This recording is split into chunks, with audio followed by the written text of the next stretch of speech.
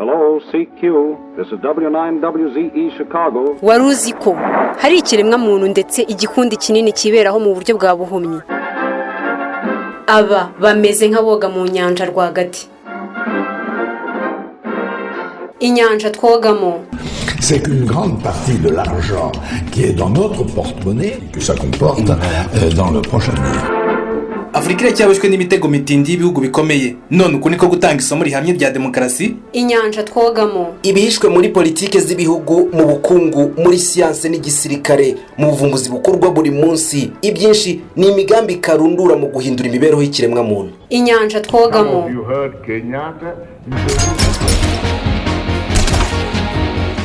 Inkuru zicukumbuye, imigambi minini y'ubutasi n'amabanga ameneka kubera kwitaranga kw'abashinzwe kuyarinda. Ubugizi bwa nabi n'iyicarubozo bikorerwa mu bwiru no kwangirika ko mu bumwe dutuye ku mpamvu z'ubucuruzi. Byose bikurikire mu kiganiro Inyanja twogamo kuri Catch Radio hamwe na Gentil Gedeo.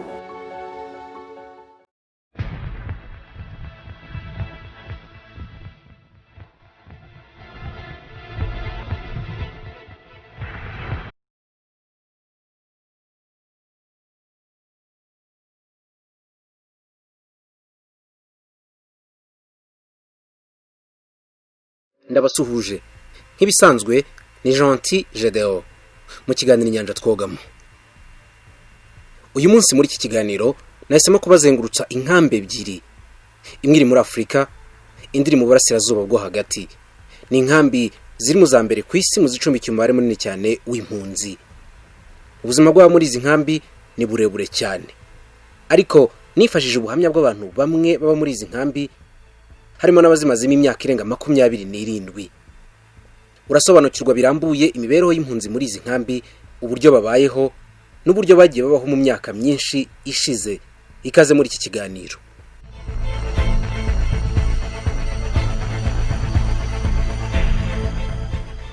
My name is Mohammed Abdullahi. I'm living one of the camps of the Dadaab refugee camps. I was born here. Amazina yanjye ni Mohammed Abdullahi. Mba muri mwe mu nkambi z'impunzi za Dadaab. Navukiye hano, icyo nzi gusa ni inkambi. Ndifuza kuzagira ubuzima bwiza kurusha ubu ngubu. Ndakeka ko mama wanjye yataye icyizere cyo kuzasubira mu gihugu cye cya Somalia kubera ikibazo cy'intambara. Yambwiraga ko baza hano batekerezaga ko bashobora kuhamara amezi make, wenda nk'ukwezi kumwe, amezi 2, ubundi bagasubira mu gihugu cyacu. Ariko amezi yarashize, imyaka irashira, kugeza tugumye hano n'ubu tukiri hano. Turi nk'inyoni zifungiwe mu cyari, nta handi hantu twemerewe kujya. Twiyumva nk'abanyakenya kuko nicyo gihugu tuzi. Baratubwira ngo turi abanyasomalia, ariko nkanjye ntiwambaza ngo Somalia iri hehe ngo makubwire. We are Somalis, but we don't know where even Somalia is. If you ask me now which direction Somalia is, I cannot tell you. Nubuhamya burebure cyane. Uvuga ibi yageze muri inkambi ya Dadaab mu 1991. Yari afite umwaka umwe gusa. Ubu afite 28.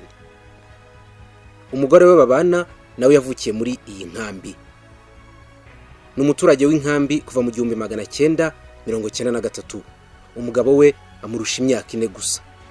Icyo bahuriyeho bose ni ukunyunyuza umuzi w'ubuzima busharira bw'ubuhunzi imyaka y'ubuzima bwabo bwose. Nta n'umwe uzi Somalia muri abangaba bombi nubwo ari igihugu cyabo. Izi mpunzi ebyiri zishyize hamwe hanyuma zirashakana zishinga urugo. Ubu zifite umwana w'umukobwa w'imyaka 2 n'undi umwe batwite. Ikibabaje kurushaho ni ibyago by'uko abana bashobora kuzakurira muri ubuzima bw'ubuhunzi ababyeyi babo nabo bakuriyemo, niba nta gihindutse ngo basubire muri Somalia, igihugu cyabyaye ababyeyi babo.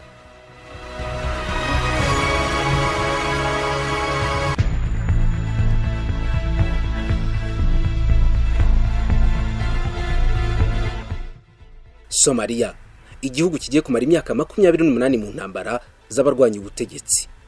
Kuva mu 1991, abantu barenga 780 bari mu nkambi zinyuranye hirya no hino ku isi. Uko zimpuzandengo wasanga buri munsi abantu 92 barasohokaga iki gihugu uhere mu 1991. Raporo y'ishami ry'umuryango w'abibumbye rishinzwe kwita ku mpunzi HCR igaragaza ko Somalia igaragara ku rutonde rw'ibihugu bitatu byagumye guturukamo umubare munini w'impunzi mu myaka 30 ishize. Somalia kandi ni kimwe mu bihugu bidatanga icyizere cyo gukemura ibibazo by'ubuhunzi burundu mu myaka ya vuba kubera imiterere y'ubutegetsi, ibibazo by'inzara, kwangirika k'ubukungu, umubare munini w'abashomeri n'ibindi byinshi.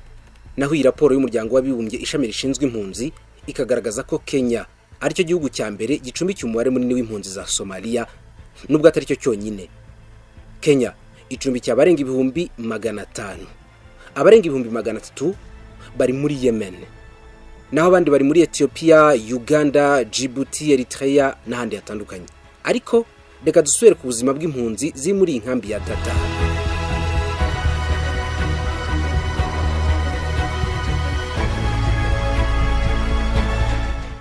Dadaab nimero ya mbere mu nkambi nini ziri kuri uyu mubumbe.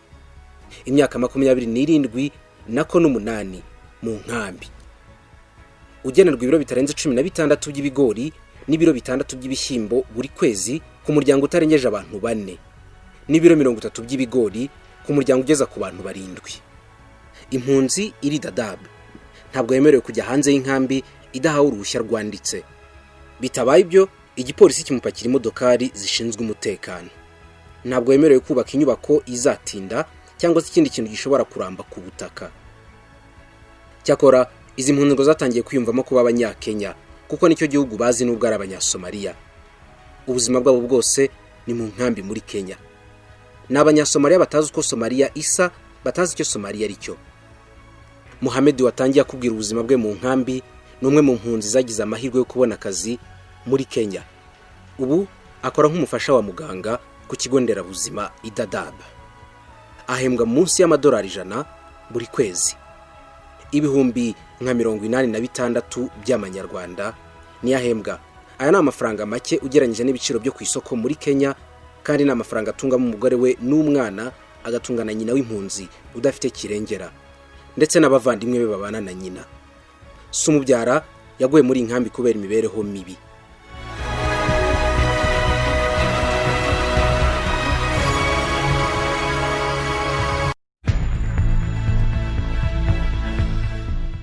What will make happiest in my life is seeing a different. Ikintu kizanshimisha mu buzima bwanjye no kuzabona ikintu gitandukanye ku bana banjye bakagira ubuzima butandukanye n'ubwo nagize.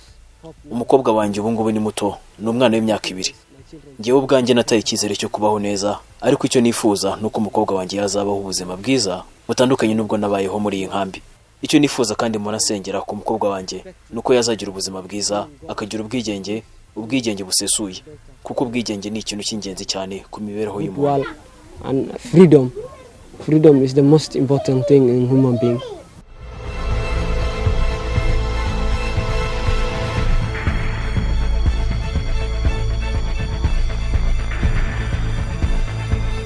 Ubuzima bw'ubuhunzi burashaririye kuva ku mubyeyi kugera ku mwuzukuru we. Buri nkuru ku mibereho y'umuryango umaze imyaka 27 cyangwa n'8 mu nkambi ya Dadaab muri Kenya ifite umwihariko wayo mu kuzamura amarangamutima y'ubwirwa inkuru, kimwe n'uyibara. Ariko gusa na mbere yo kugera mu nkambi, inkuru zibanza zibumbatiye impamvu y'ubuhunzi zifite umwimerere wazo. Yewe kubwira Zituye nambaye umwitero wa Mohamed Haldi, impunzi yahunze Somalia iz'ubwenge. Reka nsubire haruguru hanyuma nkubarire igice cy'inkuru yaranze ubuzima bwe kugera muri Dadaab.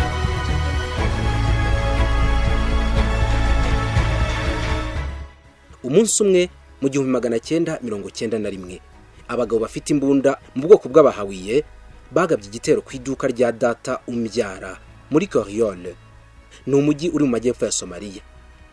Kumbe papa wanjye yarasanzwe ari mu barwanyi bakomeye bahoraga bahanganye cyane nabo mu bwoko bw'abahawiye. Ibyamubayeho asa n'uwari ubizi. Yabonye bamugabyeho igitero, arahunga, asiga n'iduka rifunguye arirukanka. Atubwira ko tugomba kwirukanka tukavaho twari turi. Gusa byagaragaraga yuko ari we bashaka kurusha twebwe. Mu kanya gatoya ababyeyi banjye bambwiye yuko bamwe bari bitwaje intwaro bo mu moko yishyize hamwe bahitanye abantu benshi mu mujyi, ndetse bambwira yuko umujyi umeze nk'ufunze, ko gusohoka mu mujyi bisa n'ibidashoboka. Nari muto cyane, nari mfite imyaka 3 nenda kuzuza 4, ariko ibyo ababyeyi banjye bambwiraga nashoboraga kubyumva. Nubwo byari bimeze gutya, twinjiye mu modoka. nuko tugenda iminsi 4 duhingukira mu mujyi wa Ogoruchi mu majyaruguru ya Kenya. Aha ni ishami ry'umuryango w'abibumbye rishinzwe kwita ku mpunzi ryatwakiriye riratubarura, hanyuma rituzana no mu nkambi ya Dadaab, inkambi nini cyane ndetse ishobora kuba ari ya mbere ku isi. Ni ibintu byabaye nkiri umwana rwose, ariko byose byabaye bibi ubwo Mohamed Said Barre wari perezida yakurwaga ku butegetsi agahunga.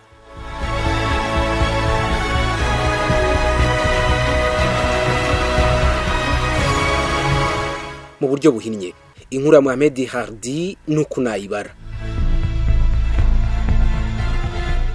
Guhunga kwe bifitanye isano rya hafi ndetse birasa cyane no guhunga kw'ibindi bihumbi byinshi by'abanyasomaliya kubera guhinduka k'ubutegetsi muri iki gihugu.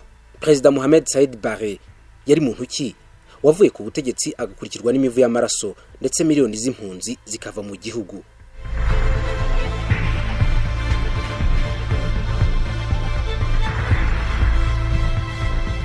Mohamed Said Barre bene wabo bamwitaga Karire Max kubera amatwara yo gusaranganya ubukungu muri rubanda yari yarashyizeho.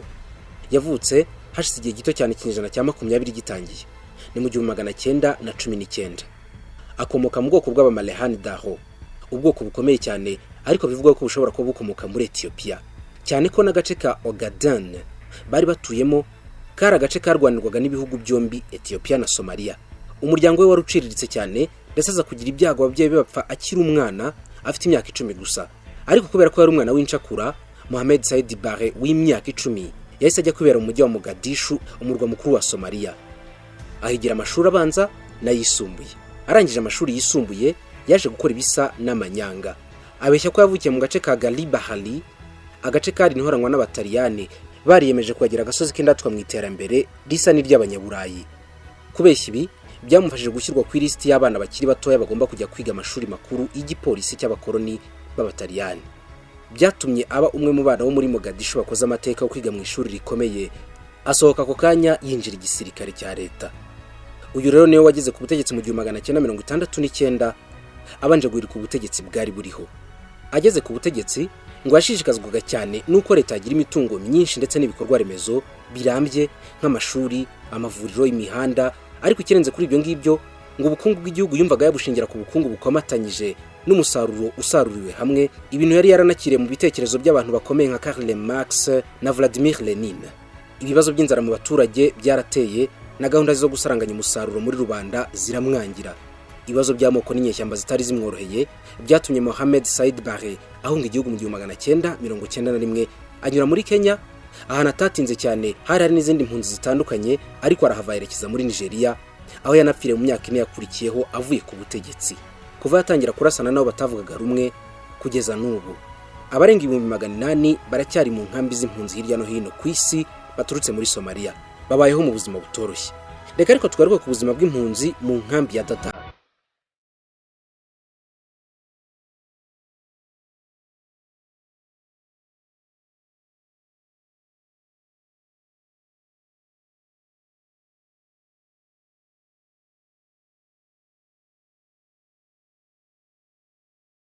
Ubona kubwiye wahunze akiri muto yitwa Mohamed Hardi. Ageze mu nkambi. Inkuru yo mu nkambi yo iteye ite? Ndongera nambara umwitero we, hanyuma nkubarira inkuru nkaho ari giye uri mu nkambi.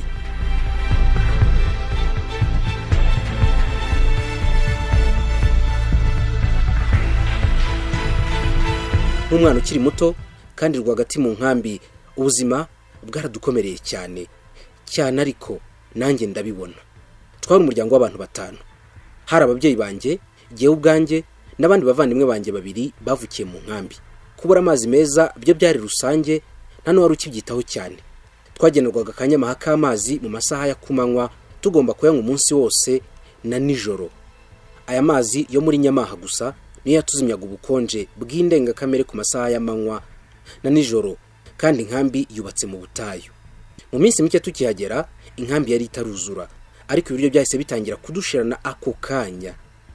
Wibaze ko ibiryo batangiye kudushirana hakiri kare kubera ko twabonaga ibya HCR gusa, kandi wibaze yuko inkambi yari itaruzura. Iminsi yakurikiyeho abantu batangiye kwicwa n'inzara.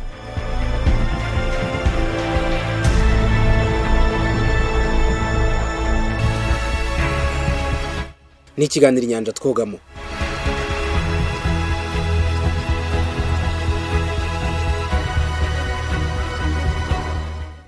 Ku bijyanye n'ubuzima n'ubuvuzi, iyi ni imwe mu nkambi zipfiramo abantu benshi bahitanywe n'indwara zitandukanye kandi zandura, zirimo n'iziturutse ku mwanda. Mu 2011 ishyirahamwe ry'abaganga batagira umupaka Médecins Sans Frontières bakoze ubushakashatsi kuri iyi nkambi. Ubu bushakashatsi bwakorewe ku bantu 26 gusa bwagaragaje yuko mu minsi 177 ni iminsi irenga kimwe cya kabiri cy'umwaka wo gatoya, abantu 360 babapfuye bahitanywe n'indwara z'umwanda buri mwaka. Benshi muri aba ni abana bari munsi y'imyaka 5. Icyorezo cyo gucibwamo buri mwaka gihitana abarenga 25% by'abapfa bose muri iyi nkambi. Ibi ngibi birebana n'isuku, ariko nanone hari abana benshi barenga 16% bahitanwa n'imirire mibi.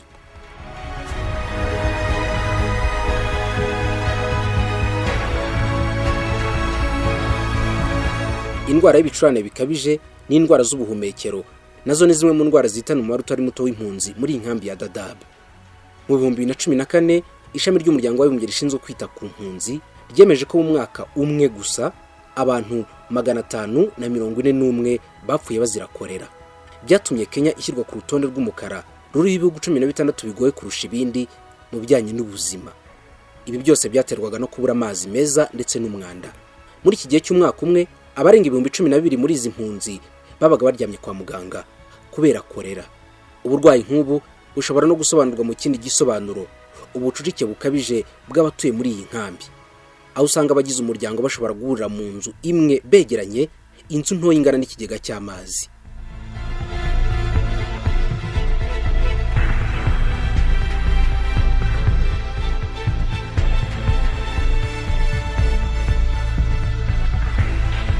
Mu 2007 kimwe cya kabiri cy'abana b'abakobwa bo muri iyi nkambi ntabwo bakandagiraga mu ishuri. Kubera izi mpamvu benshi muri abana b'abakobwa basabwa n'ababyeyi babo gushyingirwa bakiri bato. My father prepared for me a marriage because data yateguye ko ngomba gushaka kubera ko muri aka gace abakobwa benshi bafatwa ku ngufu, kandi gufatwa ku ngufu kw'abana b'abakobwa biri ku ntera ikabije. Banzaniye umusore baramubwira, nawe arambwira ati ndashaka kukugira umugore, ariko nahise mbwira data ko nashaka gushyingirwa kugeza igihe nzarangiriza amashuri nkabona impamyabumenyi. Finish my education. Yitwa Rahim Hussein, n'umwe mu bana b'abakobwa bagerageje kwirwanaho, yumvisha ababyeyi be yuko atagomba gushaka umugabo akiri muto, abasaba ko bamureka akabanza akarangiza amashuri yisumbuye. Inkuru ye ayisangiye n'abandi bana bake b'abakobwa baba muri iyi nkambi, kuko abandi bana benshi b'abakobwa ntabwo bigize bakandagira mu ishuri kubera ababyeyi babo no kubera ubuzima bw'imibereho babayemo, ariko kandi benshi muri aba nanone batewe inda, abandi bashaka bakiri batoya.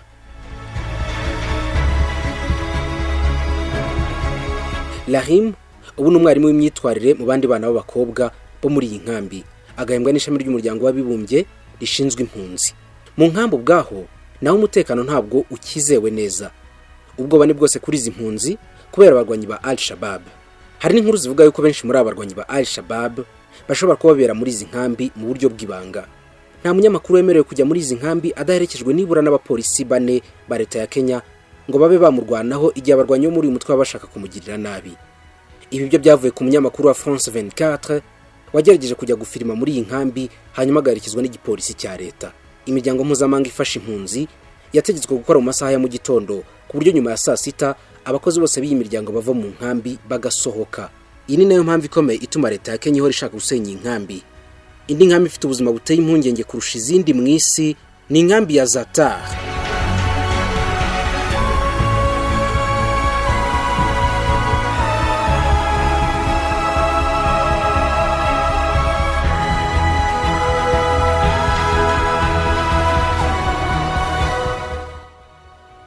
Zatar ni inkambi nini iba muri Yordania mu birometero 10 by'uburasirazuba bw'umujyi wa Mafraq.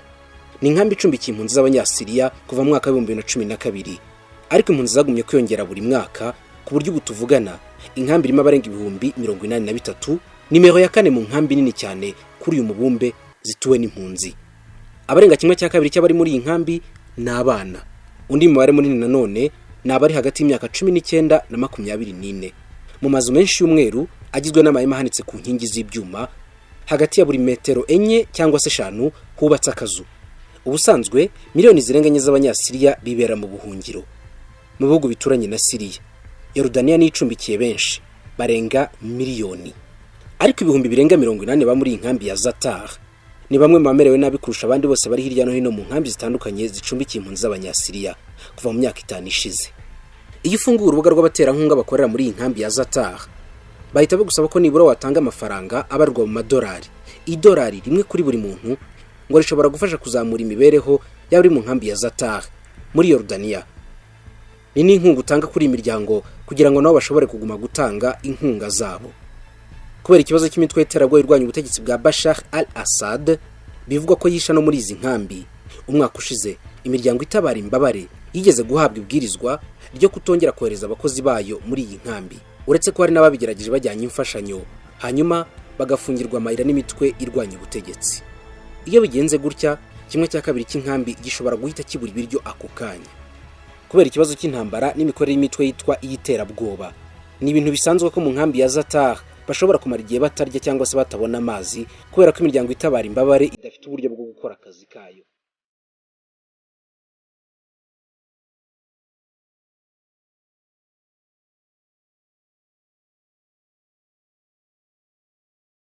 Mu mwaka ushize ubwo impunzi zari zitangiye kubura imibereho, inzara itangiye guhita namwe muri izi mpunzi, leta ya Yorodaniya yatanze ibyangombwa byo gukorera muri iki gihugu izi mpunzi zikambitsemo. Inatanga akazi ku mpunzi zifite ubushobozi bwo gukorera leta cyangwa se abikorera ku giti cyabo.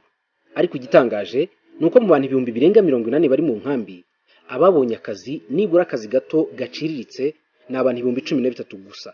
Nibo babonye imirimo, abandi baripfumbase.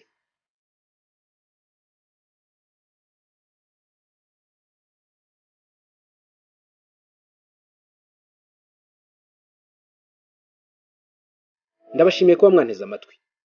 Iki kiganiro wakongera kucyumva kuri YouTube Inyanja Twogamo cyangwa se kuri wa3.radio.ra na wa. Mugire ibihe byiza, Gendi Gentil Jedeo. Hello, CQ. This is W9WZE Chicago. Waruzi ko hari ikiremwa muntu ndetse igikundi kinini kiberaho mu buryo bwa buhumyi. Aba bameze nk'aboga mu nyanja rwagati. Inyanja Twogamo. C'est qu'une grande partie de l'argent qui est dans notre porte-monnaie que ça comporte dans le prochain avenir. Afrika cyabashwe n'imitego mitindi y'ibihugu bikomeye, none uko niko gutanga isomo rihamye rya demokarasi. Inyanja Twogamo. Ibihishwe muri politike z'ibihugu, mu bukungu, muri siyanse n'igisirikare, mu buvumbuzi bukorwa buri munsi, ibyinshi ni imigambi karundura mu guhindura imibereho y'ikiremwa muntu. Inyanja Twogamo.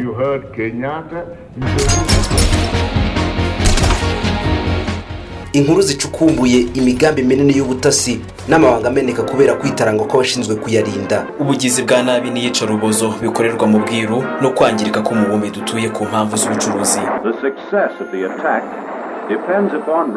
Byose bikurikire mu kiganiro Inyanja Twogamo kuri Radio hamwe na Gentil Jedeo.